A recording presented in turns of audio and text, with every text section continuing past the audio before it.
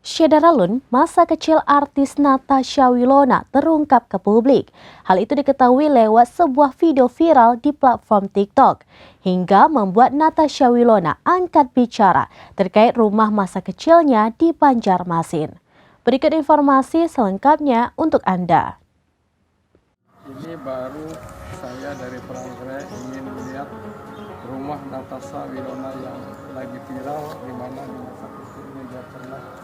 Syedara Lun, masa kecil artis Natasha Wilona terungkap ke publik. Hal ini diketahui lewat sebuah video viral di platform TikTok, hingga membuat Natasha Wilona angkat bicara terkait konten rumah masa kecilnya di Banjarmasin. Dalam unggahan video yang viral tersebut tampak seorang pria yang menunjukkan rumah masa kecil Natasha Wilona. Wilona pun membenarkan bahwa itu adalah rumah masa kecilnya di Banjarmasin, Kalimantan Selatan. Saat itu Wilona tinggal di rumah sederhana. Keadaannya semakin sulit lantaran kedua orang tuanya berpisah. Di tengah keadaan sulit itu, Wilona bersyukur mempunyai sosok ibu yang luar biasa. Beberapa tahun tinggal di Banjarmasin, Natasha Wilona kemudian diajak sang ibu pindah ke Jakarta.